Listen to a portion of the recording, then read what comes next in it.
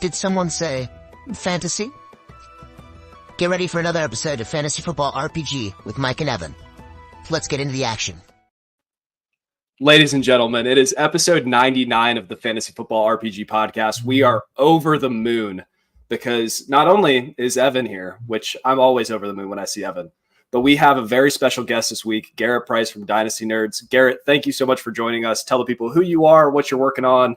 I mean, they should already know, but give them a little heads up. Yeah, no, absolutely. I'm Garrett. You can find me on Twitter at Dynasty Price. I'm one of the podcast hosts and co-owners of Dynasty Nerds. We dig deep into all things Dynasty, as I'm sure these guys do a great job of as well. So yeah, you can find all my stuff over there. Yeah, fun little anecdote. The first Dynasty podcast I ever listened to was Dynasty Nerds on my way to work. I was like, I've always heard about this. Let me see what this is. And I got the bug, I got bit, and now here I am hosting my own podcast. So I appreciate you. I love it, man. What year was that? 2020. So okay, right. Yeah. COVID was smacking, and I was like, fantasy football is kind of, you win enough home leagues and family leagues and stuff like that. You're like, let me get a little harder, and then step it up a little bit. Took over an orphan with Ryan Tannehill and Jameis Winston as the quarterback. So that was quite the project, but just excited for the community, excited for the space. Without diving too deep into Dynasty, because we're going to do that the rest of the day, redraft leagues are about to kick off. So if you are looking for a way to spice up your redraft league, head over to Trophy Smack, get a custom belt, custom ring, custom whatever, and use code FFRPG at checkout. Get a little money off, send a little back to Evan so he can get a new microphone. That would be great. And another little note before we dive into it, we are going to launch a listener-only Devi League. So if you are trying to get in with Evan and take all of his money, it'll be called RPG Apprentice. DM me on Twitter at FFMikeCash. Without further ado. And now it's time for news and notes. All right. Christian McCaffrey strained his calf. He has a history of that. He is supposed to be ready for week 1. Garrett, does this impact any dynasty valuation for him at all? No. I mean, maybe slightly redraft, but I would guess he's going to be back week 1. If not, he'll be back by week 2 or 3. So, it doesn't really change anything for me. Yep. He's the kind of guy that the touchdown betting line is going to be minus money for him to score a touchdown. So I'm not too worried about it. Puka Nacua. This is actually important because he's only played double-digit games twice since college. He went down with a knee injury. He's considered week to week. It's not supposed to be serious. Evan, is this a buy window or is this a sign of things to come? I think it's a sell window for any Cooper Kupp shares. Crazy enough, because people are overvaluing Cooper Kupp, in my opinion, right now with the Nacua injury, and it's rocketing him up. A bunch of underdog drafts. I've been seeing him go a lot sooner than his ADP was and where he was previously going. Garrett, what would you buy Cooper Kupp in Dynasty right now? I mean, obviously, you got to be a contender if you're going to go after a Cooper Kupp. But if you're in that kind of mode, I'd be willing to probably give an early second. That's probably the most I'd be willing to give. It'd be hard. I'd be hard pressed to give up a first. Yeah, especially with how loaded the class is next year. Running back, there's going to be a couple of quarterbacks that gas some people up, and then there's 2 or 3 wide receivers we're hot and bothered about. But speaking of an early second, Fantasy Calc, thank you very much for partnering with us. Josh Downs had a high ankle sprain. According to Fantasy Calc's price check, as of today, he's about in line with the 2024 203. If you're in one of those leagues that hasn't done your rookie drafts yet, Evan, is that high, low, or just right? I mean, considering the play calling in the offense, really love that. Considering the upside with Anthony Richardson and being able to kind of spread the ball around, Pittman should still eat. I mean, I think we're all expecting that after the contract, so definitely see that happening. Definitely see with the offensive line being able to protect Richardson for an entire season. I mean, it's a dang good offensive line, so absolutely love seeing that, seeing the play calling, scheming up players. I think it's the right price. Okay. Garrett, do you disagree, or 203? Probably just about right. Is it super flex or 1 QB? That is super flex. So you're looking at the Trey Benson, Lad McConkey range? Yeah, I think for me, I'd rather think I'd rather the 203 because I am Benson was the specific name that I was looking at. And even if it falls to Ricky Pearsall or a guy like that, you see some of the quarterbacks, Penix, Bo Nix, like most of those guys I'd rather have above Josh Downs. Nothing against Downs. I think Downs is a really talented player, and I think he could do well in this offense. But Benson's the one guy that I specifically have in mind there. When we get the opportunity for him to take over, we see traditionally the Cardinals let that guy just go. Like he's the guy. And I think Benson has that 3-down capability to just be a monster in fantasy. Yep. 2025, Benson to the moon. 2024, unofficial depth charts have released. Does anybody care? Nah. All right. And last but not least, Brandon Ayuk. There's some trade smoke going on. I mean, we can put our way to it. We cannot. If he goes to Pittsburgh, this is just my thoughts. His value goes down because there's not a volume passer or a quality passer there. Does anybody disagree with that take? Or Brandon Ayuk, he's good at football. He just might not be as good for fantasy somewhere else. No, I don't disagree with that at all. I think that's an accurate statement. I think the biggest thing there would be maybe a slight bump for the quarterbacks and a slight bump down for George Pickens. That would make me very sad because I've been the resident George Pickens stan, as evidenced by all of the Steelers gear behind me. But without further ado, let's get into the important parts. Let's get into the meat and potatoes. All right, bear with us. So this is ordered by the ESPN Power Index. If you have a favorite SEC team and you're mad about where they're ranked, don't take it up with me. Take it up with ESPN. We're going to go team by team, position by position, and really make sure that we find who dynasty managers should be watching if they want to make their own rookie evaluations. We're going to start with the granddaddy of the SEC, Georgia. Rumor on the street is they're pretty good, but Carson Beck, we've had a history where their quarterback has kind of been along for the ride, not driving the ride. On NFL mock draft database, where they take all mock drafts that have already occurred, Carson Beck is the consensus number one right now. Evan, what is Carson Beck, and what is he going to do for our fantasy teams if we draft him in Dynasty?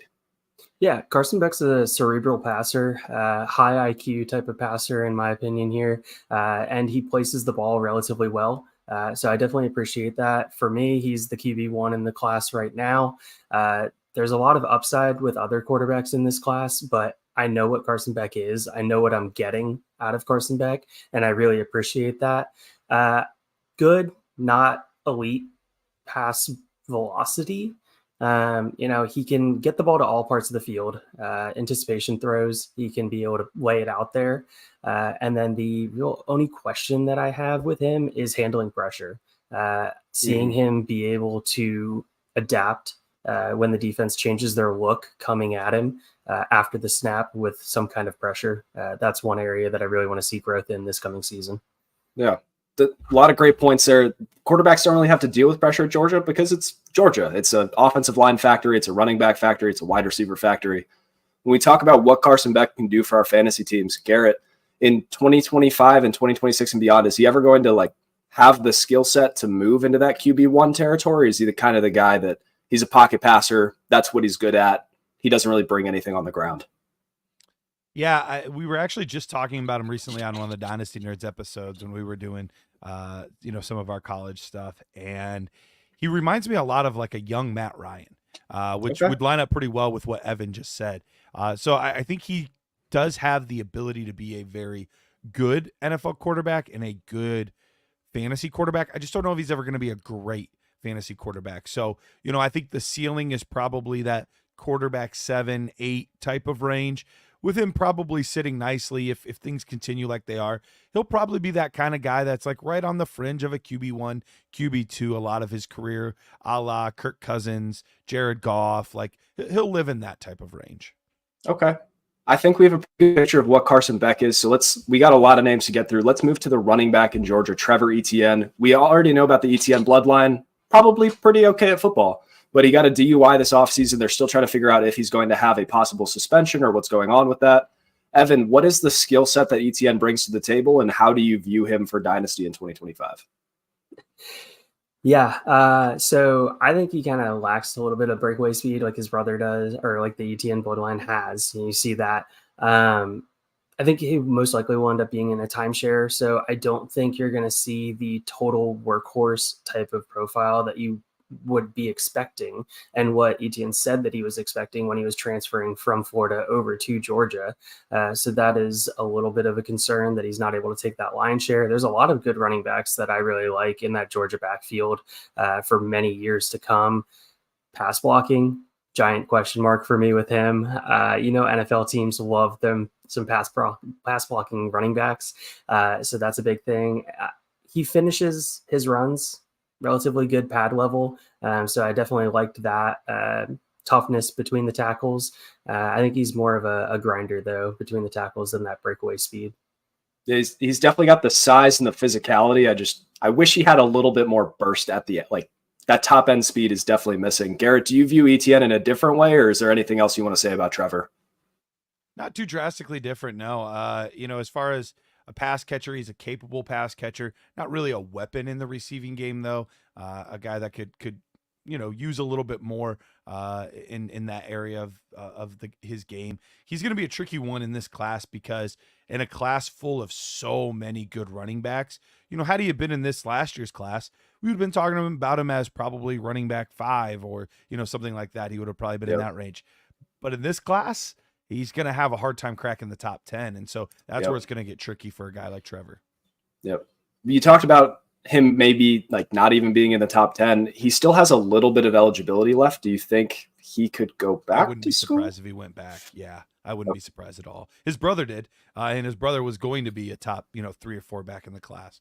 So it wouldn't surprise me at all if he went back as well. Got to finish that degree. It's important. Right. Next up, we have wide receiver Dominic Levitt. He's a Missouri transfer. From what I've seen from him, he's probably best in the slot. He's got a bit of a slim frame. He's not super physical at the catch point. He does make a couple of wow plays that excite me. Garrett, is Levitt somebody that we should even have on our radars, or is he just another name in a Georgia offense? Right now, he's not somebody that I am prioritizing necessarily, but you see it every year. There's guys that transfer to bigger schools, get a better opportunity to shine in a better offense with a better quarterback, things like that. And that's no shade on Brady Cook or anything, but Carson Beck is definitely a better quarterback. So he's going to have the opportunity to do more, but he doesn't strike me as somebody that is this incredible receiver. He's going to be a guy that's going to play across the middle of the field, line up in the slot. He's got good speed, but not amazing speed. He's got good hands, but nothing special. Like, there's just nothing special about him. So he profiles likely as a day 3 guy and the 5th, 6th, 7th round that has a shot, but I'm not overly enthused about him at the moment. Yeah, he could be a great real life wide receiver 3 for a team that if an injury happens or it's a good matchup for fantasy, we throw him in there on a desperation flex. But sure, I'm not actively pursuing him by any means. Let's talk about Oscar Delp. I mean, Georgia has been a tight end factory, and now we have Oscar. I'll be honest, I wasn't over the moon about him, but Evan, I want to hear your thoughts on what Oscar Delp could be. Yeah, I mean, he's very athletic. He needs to improve his inline blocking. I definitely have major question marks when it comes to that, which I think will limit what he can do at the NFL level, which is a problem when you start thinking about draft capital. But what do you want from a fantasy tight end? You want a fantasy tight end that's going to be out there getting receptions, coming off the line, being pushed out wide. And honestly, he can play the outside. He can play big slot. He can be in line and be somewhat of a liability blocking, but he can come off in line to be able to get the matchups. So I definitely appreciate that. The talent is definitely there. It just sucks that he's been behind Bowers. And I mean, Darnell Washington before that, big wash. He doesn't have the college production that you would have expected to see. Although tight end historically, whenever we look at NFL profiles, hasn't had giant tight end profiles in college production. So it's not as easy of a correlator as it would be from the other positions. Yep. Garrett, does Delp do anything that he's like a priority target for you in this class, or is he just another name? Again, another name on the Georgia offense that has so many good players. Yeah, tight end's always an interesting one in college because you have guys that pretty early on are special. You see these guys, you knew pretty quickly Pat Freiermuth was going to be pretty good. You knew pretty early that Kyle Pitts was going to be pretty good. You knew pretty quick that Brock Bowers is going to be pretty good. Like, there's a lot of these guys, and then there's guys that sneak up on you, and you didn't necessarily see them coming all the way. I think that could potentially be Delp. He's got more of the traditional size. Like Brock Bowers, for as amazing as he was, the only thing he was lacking a little bit was that traditional size. Delp does have that. So when you add the athleticism with the size there, what I want to see is, I don't doubt that he can move well vertically, but how fluid is he? And that's really what I want to see out of him this year. Is he a fluid route runner? Is he a guy that's going to be able to pluck the football? Like, I want to see some of those nuanced things, because that'll get me a lot more excited about a Delp. Yeah. Seeing somebody that can run in a straight line is great. Think about Daniel Bellinger, super great in a straight line. And then he got eaten alive by Theo Johnson in camp because he can't turn, which is probably a problem. That's enough Georgia talk for right now. Let's talk about the best team in the SEC. I have no bias towards this at all, but the new Texas Longhorns. We have Quinn Ewers at quarterback. My notes here real quick. Round 1 arm, round 4 decision-making. He can make every throw on the field. He can throw an ice cube through a sandstorm. Like, he can do all of the things you want him to do. Just sometimes it looks like he just forgot how to play quarterback. So ice he has cube through a sand. Is that a thing? I just made it up. Never heard this saying. It just came to my mind because I used strawberry through a battleship before, and I was like, what if you threw? But he would throw an ice cube through a sandstorm. Be proud of that. And Rich on the Dotson other would side, be proud of that. Show him this clip. But I will. That's awesome. Like, it would come out the other side. It'd still be cold because he's throwing it hard enough. But there you go. I just, with all of the question marks at quarterback around this class, like, Quinn Ewers could be a round 1 talent. Evan, do you think that he ends up going in the first round? Oh, man. Put you on the spot. Yeah, right. I think he's going to be a desperation late round 1 quarterback play for some team. Okay. I do think that that's going to be the case. His arm slot is a little concerning, a little wonky to me. I'm not used to seeing where it comes out. And how the ball kind of flies based off of that is really interesting. I really appreciate that he reclassified. Garrett, you would know all about that going to Ohio State, Yep. I really appreciate seeing that. The grit, the moxie that he has off of all of that. The Alabama hit that knocked him out of the game, that was pretty rough, to watch back then. But yeah, I appreciate him. I think he gets a little lazy with his feet sometimes when I was watching. Yes. And I think that causes the ball to soar, causes him to not be able to drive the ball downfield. And I think he's been able to get away with having more arm talent than everybody else around him for so long that he relies on that arm talent too much, which gets him into trouble. Completely fair. And I cannot be unbiased on this, so I'm just going to keep throwing it to you guys. Garrett, I'm going to ask you, this isn't a real question that people are going to be having, but hypothetically, Quinn Ewers right now, or what he could turn into next year, or Bo Nix, who was already the 12th overall pick in the draft, who would you rather be targeting for your dynasty teams? This is a really tricky one for me, because I don't like Bo Nix. Like, I don't think anybody does. Matt O'Hara, for some reason, likes Bo Nix. I don't get it. He's probably like Kenny Pickett too. Like, maybe. So that's hard, because part of it is, you have a guy that's already been a first round pick, like secure in that, has a real shot to win the job right out of year 1. I just don't think he has an NFL arm. I'm not sure that he can make all the throws. And granted, Drew Brees didn't have the strongest arm ever, and Sean Payton was able to make it work. But you put him in a situation with poor receiving core, okay offensive line, like, I don't know. But then you give me Quinn Ewers on the other side, and it was physically painful at times to watch Xavier Worthy and Adonai Mitchell tape. Yes. Because, like, they would be so open and just completely miss them.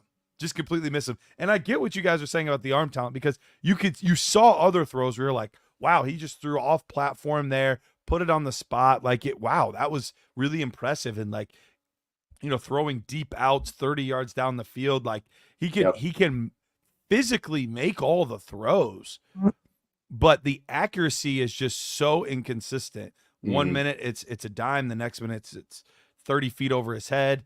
And then you're right, the decision making is a little wonky as well. If he grew the mullet back, I think that would help. That's fair. That's fair. I that would move him up, at least 15 spots for me. Considerably. But no, you know what? At this point, I'll take the upside of Quinn Ewers and hope that he's able to, that he took this offseason seriously to really refine some of those things in his game, and that whatever coach he goes to is able to harness that raw ability. Yeah. We have the discussion all the time. Like, would you rather have the Family Guy clip? Like, would you rather have the boat or the mystery box that could be a boat? Right. This isn't, it could be a boat. Like Quinn Ewers could be a boat. Bo Nix could be could have a go-kart. Bo Nix could be a Prius, maybe, if you're really lucky. If you're really, really lucky, he could be a mid QB2. That feels like we've exhausted the Quinn Ewers discussion. He's going to be a fun prospect to watch. Whether you're a Texas fan or not, just watch the chaos unfold or see if he got better. At running back, Mike, just real quick before we jump off here. Yeah. Do you think that the national exposure to Quinn Ewers is going to cause more people to fall in love with him in dynasty drafts because they've seen him on a top-ranked football team? And we get this all the time. We see the top-ranked football teams, the casual fans get in there, and they're like, I've seen this guy play. I've seen a primetime game. Yep. I watched Stetson Bennett go 22nd overall because somebody said, I've seen him win a national championship. He must be good. Quinn Ewers, for a couple of reasons, and I was going to talk about this more with Isaiah Bond, the NCAA game releasing, as much as we want to pretend like it's not a thing, like that is going to impact people's perception. And Quinn Ewers is on the cover. Isaiah Bond has 99 speed in the game, and I've played it. If you just call slot fade and throw it to Isaiah Bond, it's a touchdown every play. If a player just does that and they don't watch a lot of college ball, or like maybe that they don't listen to podcasts like this and get like true dynasty takes, they're going to be like, oh, Quinn Ewers is good in the game. He must be good in real life. I'm drafting Quinn Ewers at the 108, even if he doesn't get first round draft capital. So I think it will inflate his value regardless, up 4 to 5, maybe even 10 spots if he's not a first round prospect. So yeah, great question. Love the Quinn Ewers discourse, but let's talk about the running backs of Texas. It's a running back factory. We've seen some great players come through there. Jaden Blue was supposed to be, the guy, but Baxter was going to steal a lot of the work. Baxter goes down with an injury. They've already said that he's probably not playing in 2024. Evan, you wrote the note that Jaden Blue's not going to get the draft capital. Now he gets a full season as the workhorse in an SEC offense. Is that going to impact not only dynasty managers' takes, but NFL scouts' takes? Do you think that Jaden Blue could shoot up draft boards? I mean, if he takes the role and seizes it and shows why he should be the clear number one on this team, I mean, it's just, I haven't seen enough out of Jaden Blue in his time at Texas, given he's been behind great running backs. Yeah. Very good running backs. Maybe you can classify it that way, but most likely great running backs. So yeah, I really need to see more of Blue getting a heavy workload to see if he can be able to handle that, to see how he handles weight in games, being fatigued after getting a heavy workload, and how he's able to stay in that Texas heat, being able to stay all game long after not being asked to do that his entire career. But Baxter, man, that hurts so many underdog drafts for me, man. Same. I was so heavy on Baxter, like absolutely loved everything that I was seeing last year. No, it's tough. Garrett, I know in my mind, you're the running back guru at Dynasty Nerds. Don't tell the other guys I said that, but how do you feel about Jaden Blue and what he is going to be in 2025? Yeah, I mean, you never know what's going to happen when a guy that has his pedigree, he was a very highly sought after recruit. When those guys get that full workload, there are players, as silly as this sounds, there are players that are able to play differently with a full workload as opposed to just, 3 or 4 snaps here and there and just, spots here and there. Now, from what I've seen, and it's been extremely limited, partly just because he hasn't had a lot of run early on. But from what I've seen, he's not. For a guy that I think would profile better than he has, like I was surprised to see his weight at only 200 pounds. Like I'd like to see him bulk up. I'd like to see him be able to play with some more physicality, because I think that would really help his game quite a bit. I know that he can do a little bit of pass catching out of the backfield. So we're gonna have to wait and see. He's a bit of a wild card for me right now. I don't feel confident in what I've seen thus far, but it's such a small sample size that a lot could really change. Yep. I think if he bulked up a little bit, it might hurt the top end speed, which we're all enamored with. But if he's listed at 200, he's probably 190, and he's probably going to bulk up to 195 for the draft, just to hopefully check a couple of boxes. Great comment. Anybody love Silas Bolden? No. All right. Not really. Cool. Sorry, Joseph. Appreciate you coming in, though, but no love for Silas Bolden. Let's talk about wide receiver Isaiah Bond. The name's Bond, Isaiah Bond. They're in the same way that we got frustrated watching Xavier Worthy and Adonai Mitchell. I got more frustrated watching Jermaine Burton and Isaiah Bond, because holy smokes, Jalen Milroe could not hit the broadside of a barn last year. I hope that changes this year. We'll talk about him a little bit later, but super fast, super slim, can take the top off of a defense. Is he just going to be a deep threat at the next level, Evan, or are you looking for him to kind of evolve his game at Texas?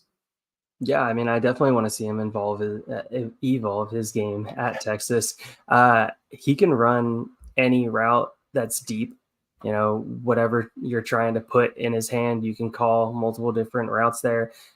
But watching him in the limited amount of time there, it looked like he was able to find holes in the zone and be able to settle, which is definitely a good sign moving forward, that he can be used in multiple different ways within offenses. So really appreciate that. Like you said, one of the fastest players in college football, period. Yeah. I really think Barryon Brown is incredibly fast as well. We'll talk about him later. And I can't wait to see the race between the two of them to see who's going to have one of the fastest 40 times for wide receivers this year. Yep. Neither are touching Xavier Worthy, though. Great comment from Michael from Dynasty Dogs. Bond does have some snap in his routes. Like, I just don't think he got to showcase it that much in Alabama, because he would run and in and like leave the defender in the dust. And then Milroe would just run because he's Milroe and he's the best athlete on the field most of the time. But Garrett, are there any things that you're looking for in Isaiah Bond in 2024 so that he can be a better prospect in 2025? Or do you think he's already a pretty complete day one or day two receiver? I would be, with that speed, he could definitely sneak into round one. He seems more like a day two guy to me at the moment, but we'll see how he does this year. Definitely a guy that has, we've mentioned it, crazy like deep speed. What I would like to see is how well that he can do things after the catch. Like I want to see some more, catching the ball and then be able to make a guy miss in a short area. Because you see the short area quickness in his routes, but I haven't seen it as much in the open field. And so I'm guessing if it's in his routes, he should be able to do it in the open field. I just haven't seen as much of it. And granted, limited opportunities at Alabama. So hopefully we get to see him showcased a little bit more at the next level. But yeah, he's electric. He's electric. So I'm excited to see what he does in Texas. Fired up for Texas this year. Now let's move to their little brother, the Alabama Crimson Tide. We don't have any running backs to talk about because they're starting running backs a sophomore. Maybe we'll get into him if we have some Devy time at the end. Wide receivers, any of the starting three could theoretically jump into the conversation, but it's more likely that they return to school. So let's talk about the elephant in the room, pun intended, Jalen Milroe. Like, he's electric with the ball in his hands. He does have all sorts of arm strength. We just haven't seen him reel in any noticeable way at all. Evan, what are we looking for in Jalen Milroe in 2024? And like, could he be on the Jalen Hurts model, or is he just another athlete doing his best? Mike, last year you talked about Joe Milton being the Lamborghini without a steering wheel. Jalen Milroe is a Lamborghini with a steering wheel sitting in the driver's seat. They just doesn't use. You just need to connect it. Yep. Like, everything is there for him to be able to succeed. Yep. And you just the passing consistency just hasn't been there. So it'll be really interesting to see the offense, how it evolves with obviously the new coaching change there. But you're absolutely right. I mean, he can throw a ball through the eye of a needle, like in velocity terms. He'll just find a way to fit it there. He can't throw it accurately. So he couldn't hit the needle. If you move the needle to where the ball is going, he could try and fit it through there. Yeah. Definitely pushes the ball downfield. His escapability is next to none. I mean, what other quarterback in college football has the ability to escape the pocket, be able to run around for, a good 20 seconds in the backfield and still be able to launch the ball downfield for a hope and prayer? I'll say it lightly under my breath, Shadur Sanders, but that's a little too spicy for today. Garrett, Jalen Milroe checks all of the boxes from a fantasy football perspective. From an NFL, like where they will draft him perspective, do you see him getting day 1 or day 2 capital unless he takes a major step forward, or does he need something more to be in that range? I think he's got to do something else this year. He's got to take that next step forward. These guys now, granted, quarterbacks are getting pushed up more and more. So, like, would it shock me if a team was willing to do that? No, it wouldn't shock me. But for me, it's like he's got to take a step forward as a passer. To be able to project that at the next level is tough to do. And guys have done it. Like, we've seen a few guys that have been able to improve, but we can only comp so many guys to Josh Allen. Like, not every player is going to improve as drastically as a passer as he has. So, it's tough to do. I just find it funny. Like, if you're a quarterback and your name's Jalen, you're probably just going to be like a freak athlete because you got Jalen Hurts, you've got Milroe here, even Jalen Daniels from Kansas. Like, we're not going to cover him, but like, if you're named Jalen and you play quarterback, you're probably like a really good athlete. Yep. Think about naming my firstborn son Jalen so he gets faster, if that ever happens. Telling me there's a chance. Yeah. All right. That's enough Alabama talk. If we have time, we'll get into some Devy stuff. Oklahoma, their quarterback's a sophomore. Their running back's a sophomore. They have one wide receiver senior transfer that we're not really fired up about. But let's talk about Deion Burks. Could be an early declare. Could check a lot of boxes. Evan, I haven't deep dove into Deion. Sell me on him. Tell me why I should be fired up about him. I'm pretty sure he was on the freaks list, if I remember correctly here. He was. Hit above 22 miles per hour in GPS tracking last year, which tells you speed to burn, especially in-game speed. We love seeing the track speed, the underwear Olympics, as you want to call it, the scouting combine. But GPS speed, we want to see them do it in pads, on the field, tracks the ball relatively well on the deep balls, which I really appreciate. And that Oklahoma offense is going to take shots. With that wide receiver crew, you would be dumb not to take shots. So they're going to be a lot of fun to see them stress safeties and be able to push downfield. Obviously, with the frame, struggles against press, as typical for anybody of that size. And then I didn't really see a ton of what looked like football IQ to see zone coverage and know where he needs to go, how to sit, how to utilize that speed and not just run into the next zone. So that's something that I'm looking for him to be able to consider. Late day 3 type of prospect for me right now. Obviously could have a bigger season to be able to increase that. Hopefully. I think Oklahoma's going to struggle a little bit moving to the SEC this season. They're a young team. I think next year is going to be more so their season. Completely fair. If anybody saw my face while I was muted, it's because I looked up the freaks list. Just real quick. He is 5'9", 190 pounds, but he squats 540. He benches 400 and he can power clean 340. I am 230 pounds and I cannot do any of those things. So props to him. That's amazing. Garrett, is this a priority name that we should be watching so we can see if he takes that step forward? Or is this somebody, once you see the stats begin to accumulate, then you'll turn your head a little bit more?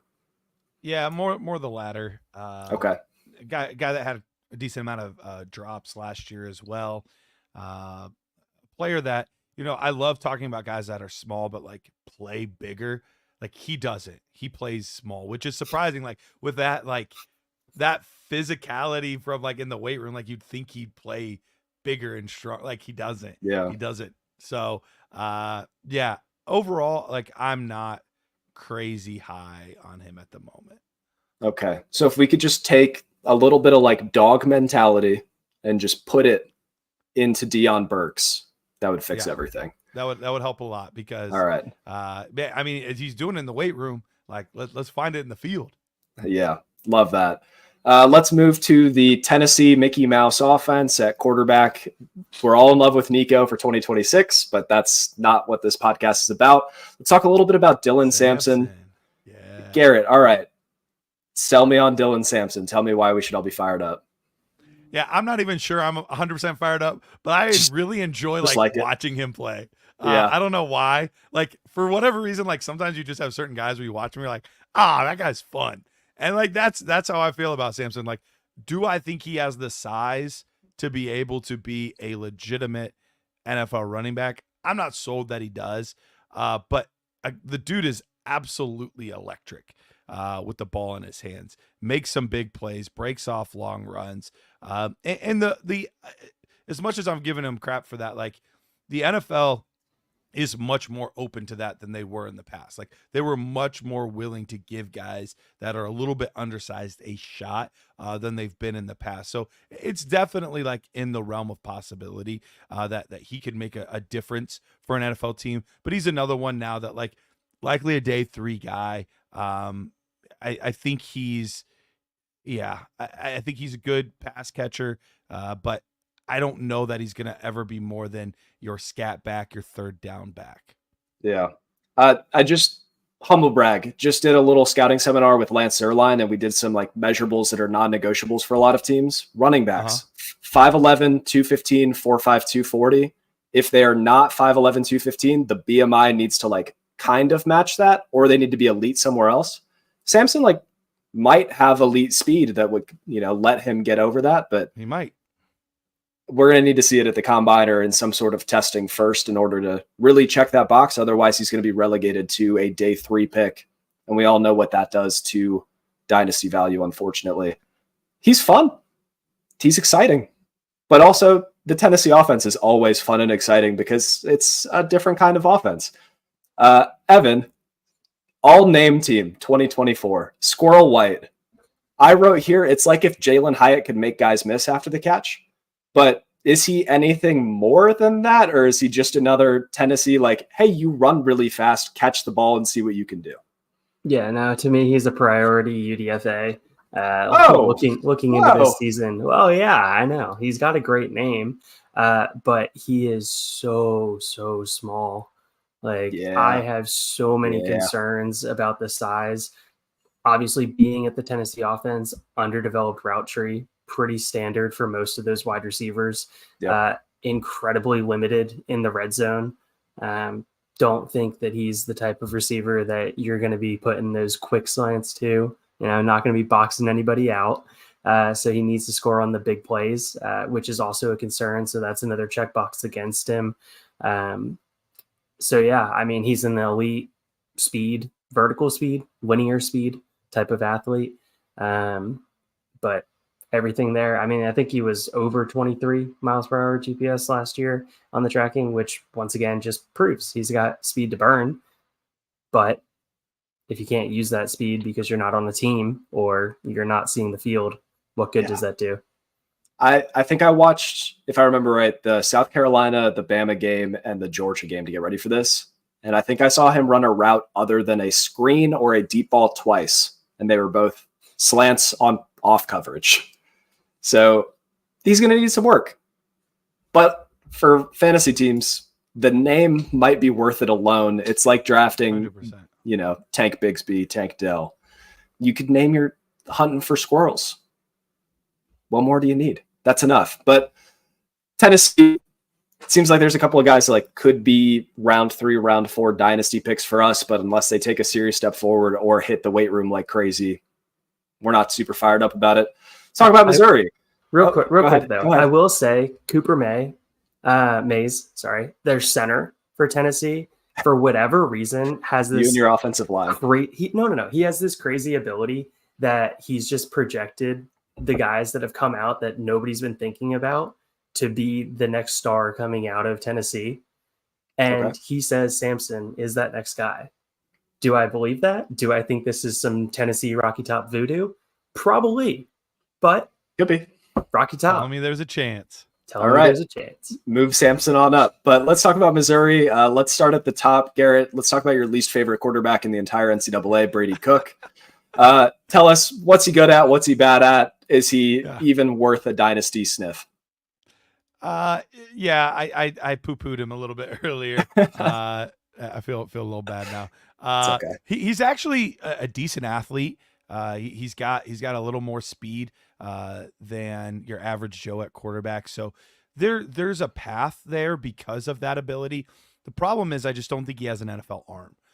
He can do some decent things in the short area, but when you're looking at a guy to really be able to drive the ball down the field, I don't know that he's going to be able to be that guy at the next level. Now, you have a Luther Burden on your team, like give him opportunities to go and chuck it, like see what you can do. But my guess he's probably a perennial like backup type quarterback at the NFL level, day 3 guy for what we're seeing, which I feel like we've been saying that a lot. And even like, as I was like looking through like my running backs list, like normally the SEC is full of really good running backs. That is not the case this year, which is really weird. We got like, they're young. The running backs in the SEC are young. Cal, Ohio State has 2 of them, which is pretty rude of them.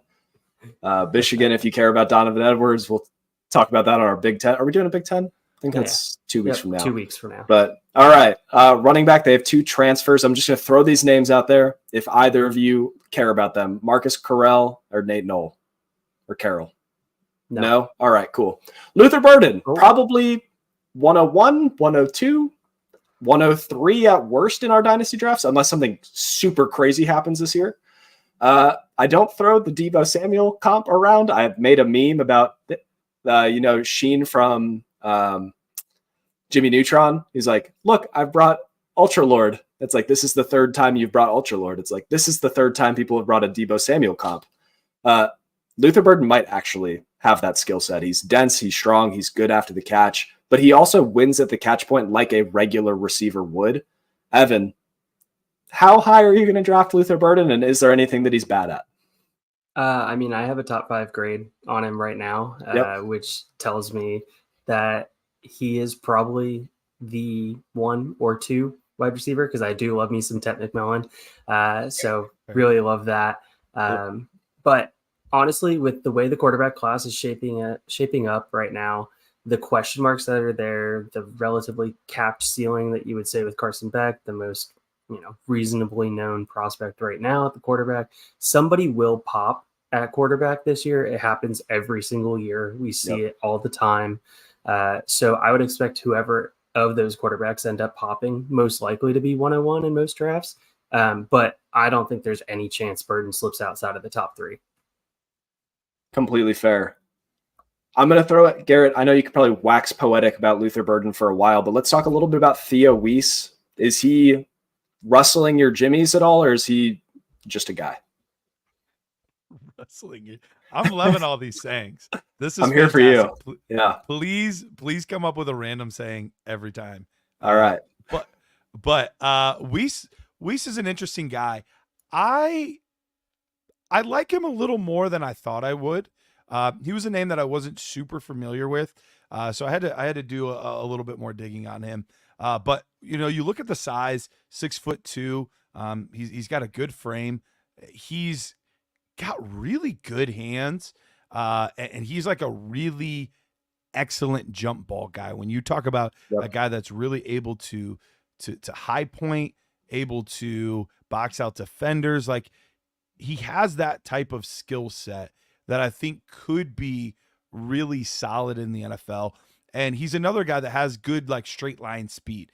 Now, he's like the antithesis of Luther Burden in the sense of he's not a guy that's going to, like, make a bunch of moves strung together in the open field and It's like truck that way. defenders and like he's not going to do that kind of stuff. But I was pleasantly surprised. The only big knock that I had was I want him to do a little bit of a better job against press coverage, getting off the line. Like his releases were a little cumbersome, a little long at times, but overall, like better than I thought he was going to be.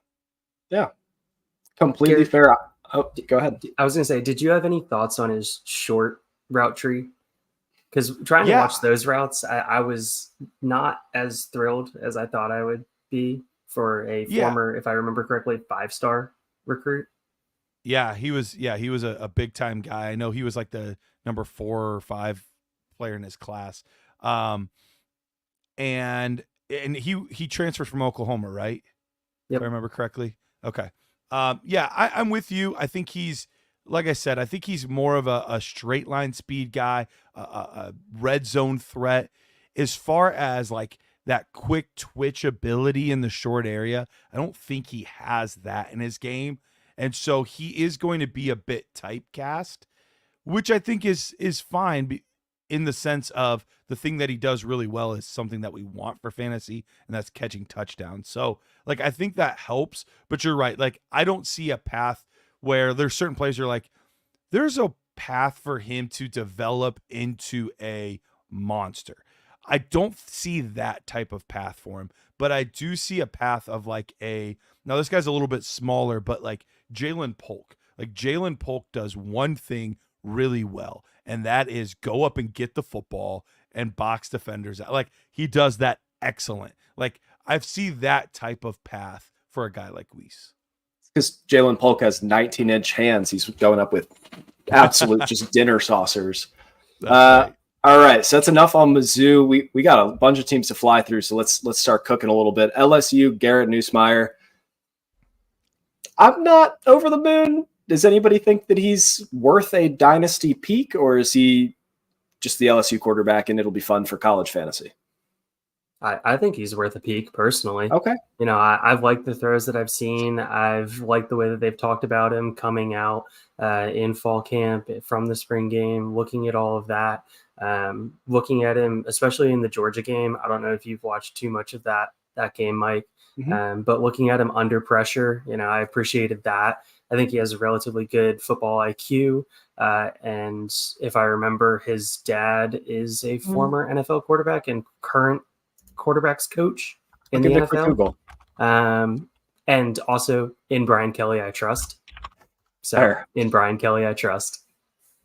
His dad is Doug Nussmeier, who is a former NFL player, and he was 6'3", 211 and played for the Saints for 3 years. Okay. So there you go. Fun. I like him a little bit too. That Wisconsin bowl game last year, he looked pretty good in that game. Put up nearly 400 yards in that one.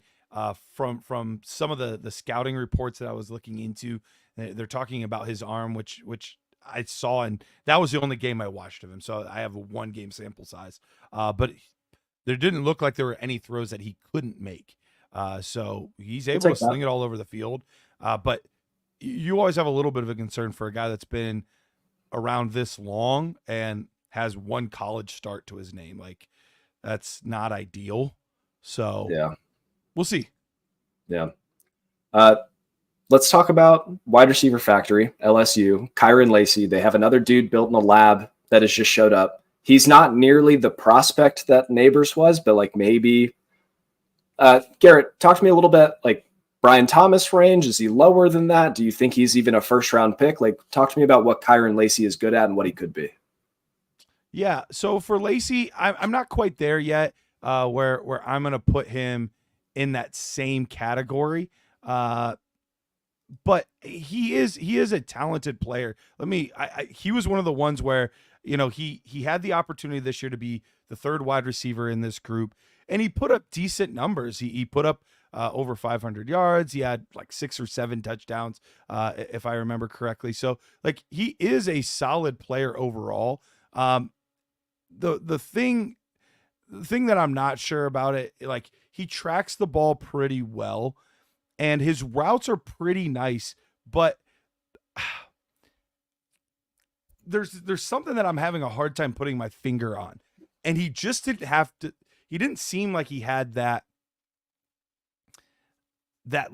my ball mentality, like that alpha mentality that you see out of other receivers. Like he didn't have that to me. And like, I don't know if that's entirely fair when you had these two other first round guys. Like maybe that shows up this year now that he's more of the leader of the group.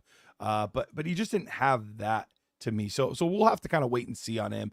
But I think, I mean, it's LSU. They develop receivers incredibly well. You can debate all day whether it's LSU or Ohio State that develops wide receivers better. But like, I'm never going to count out an LSU receiver. He just doesn't seem like that next guy to me, but maybe he will be. Cool. They develop wide receivers well. I cannot name an LSU tight end that has come out in recent history that has enlightened me, but Evan, sell me on Mason Taylor. I mean, Mason Taylor is the unsexy type of tight end. He's a possession tight end that sticky hands. He's going to make the plays over the middle. He's going to get absolutely lit up by a linebacker when he sits in the middle, and Nussmeier just chucks the ball to him, and he's going to get rocked. Former NFL bloodlines as well. Jason Taylor, and then Zach Thomas, I think, dad and uncle, respectively. So NFL teams love NFL bloodlines. They will give NFL bloodlines chances. Is he fast? No, not really. Is he a great route runner? No, not really. But he has sticky hands. He knows how to sit and be that possession type receiving tight end, and he can block. Sell me on this tight end. He's slow, can't run routes, but he can catch the ball sometimes. No, not sometimes. If it's in his general area, he's catching it. All right, so 3 targets for 27 yards, but 2 touchdowns is his ceiling. Can't wait. Not the kind of tight end you want for fantasy football. I will completely agree with that. I have a 7th round grade on him right now. I think he's definitely a back end day 3 player, mainly because of the bloodlines and the fact that he catches anything in his general area. All right. Well, let's rock and roll on over to Texas A&M. We think Weigman's going to declare in 2026, although with how weak the 2025 class is, he could come out a little bit earlier. Any love there, or do we think he needs another year in the slow cooker to figure it out? He got hurt way too early in the season. I don't think there's nearly enough tape to be able to fully evaluate him personally. I think this is a huge year, and that A&M wide receiver crew is an absolute mess. It may be worse than Penn State's, and I think Penn State's wide receivers are horrendous. Yeah, but they have 2 good running backs and Nick Singleton. And a whole tight end room of tight ends. Fair. Garrett, any love for Weigman, or moving on to Levon Moss? He is an interesting name. I don't hate Weigman. I think he is a talented quarterback, but I think he's probably one of the odds-on favorites to be that guy that like breaks out just because of his natural ability. But it's like overall, this quarterback class is like just not exciting. And he's another one of those players that's just not exciting. Like he's not a great athlete, so he's going to have to win with his arm. And, Evan Stewart, he transferred, and like, I don't know. Yeah. It's going to be tough for him. Well, let's talk about Levon Moss then. Okay. Evan, what are your vibes around Levon Moss? Is he a 3-down back? Is he a scat back? Like, tell me, what is his best fit at the NFL level? He is another running back in this class that is going to be a depth running back on a 53. Cool. Most likely a RB2 on an NFL team. I don't see him as a lead back on any NFL team. What I have written up on him is he's athletic with good agility and good acceleration with good short area quickness. None of those traits are elite. So just a whole lot of good. I had a hard time like tracking down like what size he was, because like one place I would look, it was like 185, and I'm like, ew. And then the next place I'd look, he's like 210, and then the next place is like 200, and like the weight was all over the map with him. So that was something that I was trying to figure out, because if he's moving like he is at 210 pounds, I'm interested. But if he's moving at 185, like that's what you would expect him to do. So that's what I like. I need a solid weight on this guy, and then I'll know how I feel. Yeah. Well, if there's one thing we know about colleges, it's how much they're just completely transparent with height and weight. Absolutely. Xavier Legette is 6'4", 240, and he runs a 4.24 40-yard dash. All right, let's move on to Ole Miss. I'm just going to give my wave tops on Jackson Dart. I thought he was fine. I thought he was medium. I thought he could maybe keep an NFL offense on schedule if the receivers are open. He lacks the arm talent. He lacks the athleticism. But he was like an okay decision maker, which Ole Miss makes it easy for you. So given the toot sounds, we will just move on from Jackson Dart. Let's talk about Trey Harris. Evan, sell me on Trey Harris. I mean, Trey Harris is your prototypical outside wide receiver. He's got the size, he's got the speed, exceptional catch radius. You look at balls and you're just like, how did he get to that ball? How does his hands reach out that far? Uses his frame incredibly well, in my opinion, to block out defenders. And he tracks the ball very well on intermediate and deep passes, which Ole Miss loves to take shots. We love to see those deep routes from Ole Miss. So I think that's really good. Pretty strong release from what I saw to be able to take his size. Lacks the true elite speed, but has enough juice to be able to get downfield, to be able to get on safeties and use his size to be able to box them out. Enough juice. First, I have a late second round grade on him. Okay, we'll take that. We need to fly through these. So you said enough juice. Let's talk about Antoine Juice Wells Jr. Garrett, have you watched a lot of Antoine, or like, is he the kind of prospect that we should be excited about, or is he the wide receiver 2 for a college? So like maybe not that exciting for the NFL. He's interesting, and he definitely fits like the Ole Miss type. Like, hey, we're just gonna like roid up our wide receivers and make them look like linebackers. Yep. Like that's the Ole Miss way. So he's like, he's one of those guys. The problem he's going to have potentially at the next level is his ability to be able to separate. I don't know if he's going to be able to separate well enough. But he's basically AJ Brown. If AJ Brown had to wear like a 50-pound like weight vest the whole time, like that's who he is. Wow. Well, that's a great word picture, but doesn't get me really excited for him. For his Dynasty. hands are good. Like he's got really good hands. Like he'll make all the plays. He just doesn't have, like, for a guy called Juice, like he doesn't have the juice needed. So he'll outmuscle DBs when given the ball. He'll box them out. He'll hip check him to get out of the way. You know, you look at him, he is scrappier than Juicy.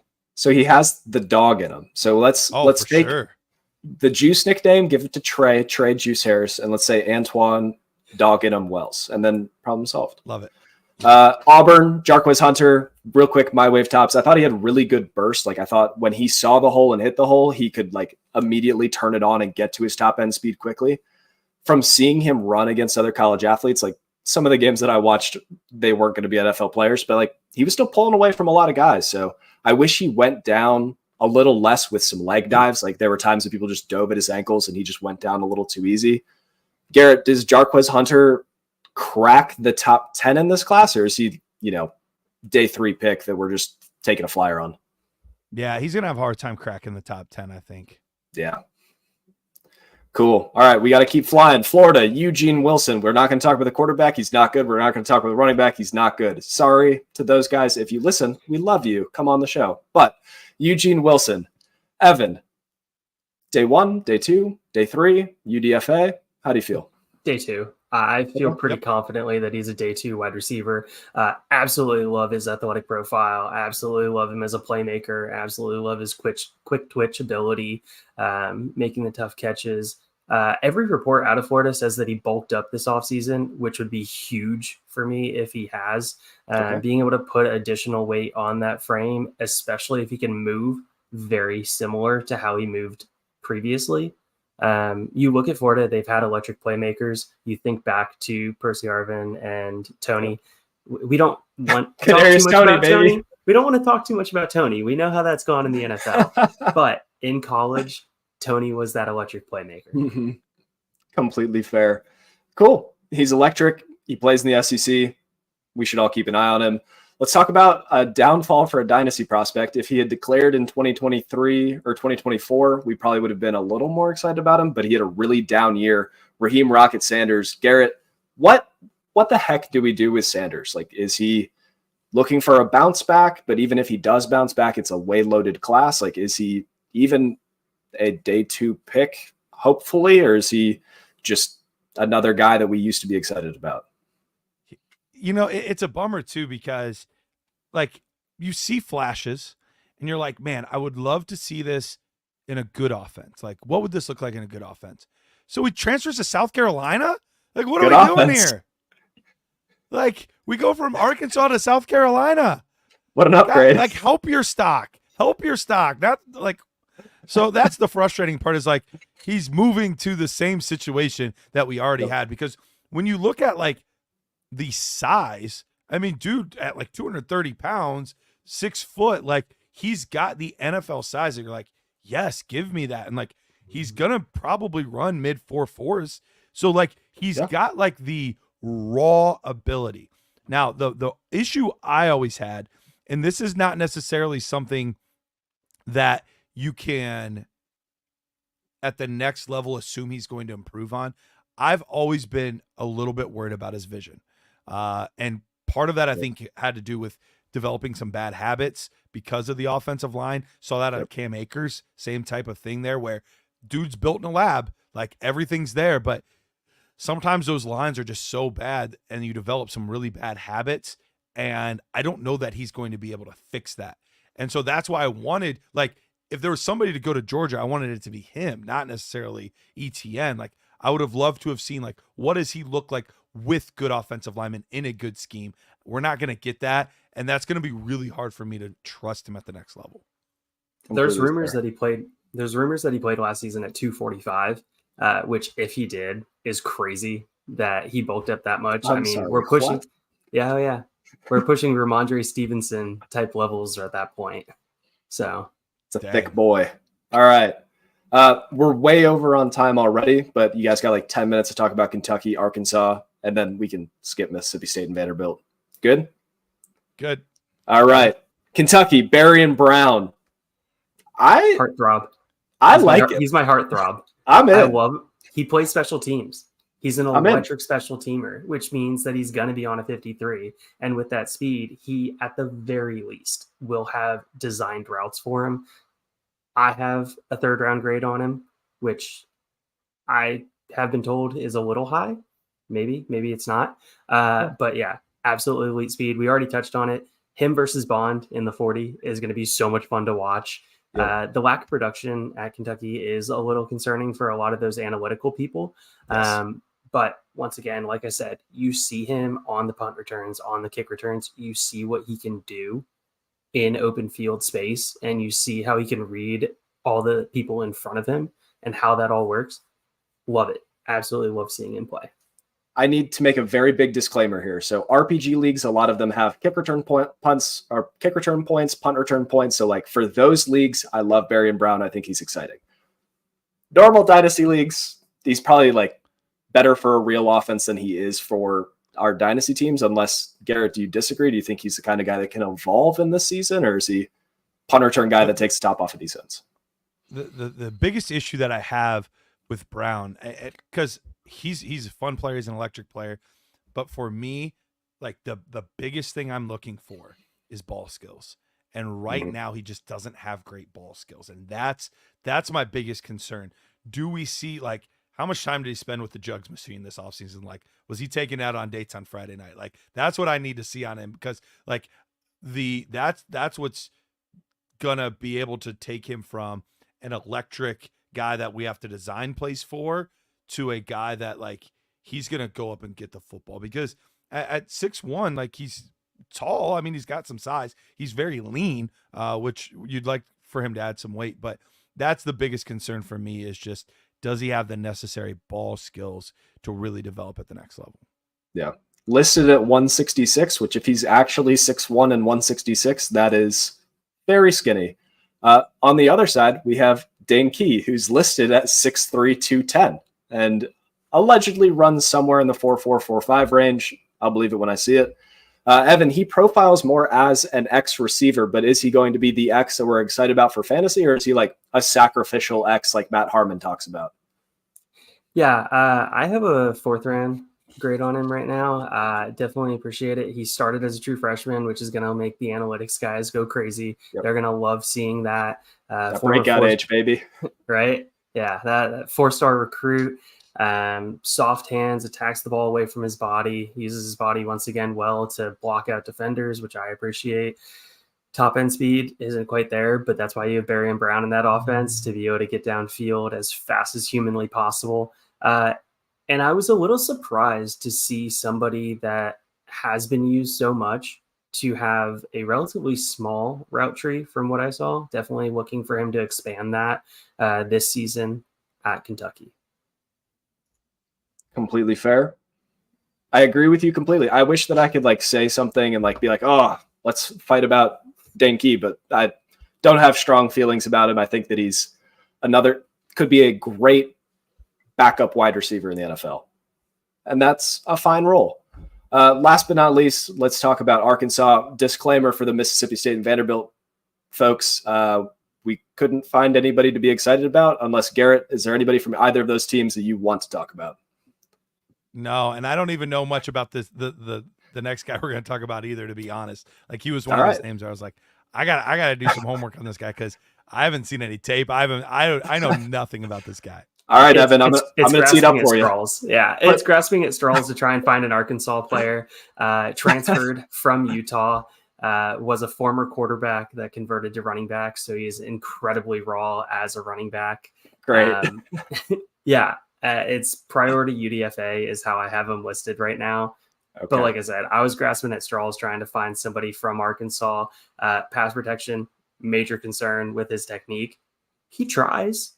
He tries to get in the way. He's willing.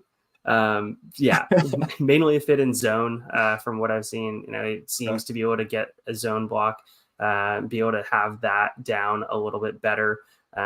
Mainly because I don't think that he is a great lateral quickness type of back. So being able to see it and see how it's forming and then be able to hit it in those gaps there. But yeah, like I said, former quarterback, so he's converting to running back, converted last season to running back. Don't really have any strong opinions on him though, Garrett. No, like I said, that was one of the names where I was like, I know nothing about this guy. I've seen zero tape on this guy, like no clue. So your evaluation sounds great. We believe you. You need something about Arkansas to get you a little hot and bothered, right? And that's There not you even go. hot and bothered. That's literally just a name on the team that you're like, oh, I've heard that name before. I miss he's KJ a- Jefferson. But And, all right. and the corpse of Rocket Sanders. Oof. Well, we've already run over time. Evan, thank you for bringing all of your podcast stuff to the beach with you. Garrett, thank you so much for coming on. Do you want to let the people know one more time where to find you, what you're working on, and just your vibes? Yeah. You can find me on Twitter at Dynasty Price. All of my work, everything I do is with Dynasty Nerds and dynastynerds.com. We are getting ready for the season. So all of the good things that go into that. Already starting the scouting process for Nerd Score for 2024. And we're going to be rolling out something called Nerd Score Plus that I'm excited about here very soon. Ooh, you want to give a little teaser for what it could be, or is that I can give copyright? a little tease. Basically, take what you love about the Nerd Score and everything it is as far as evaluating players independent from draft capital and all of that kind of stuff, and then marry it with stuff a lot of the analytics guys like draft capital, landing spot, college production, things all like that. It's like if those two things had a baby. That sounds lovely. Can't wait to see it. Thank you again for coming on, and thank you to all of our listeners at home who have tuned in. We love you. I love you, Evan. Goodbye.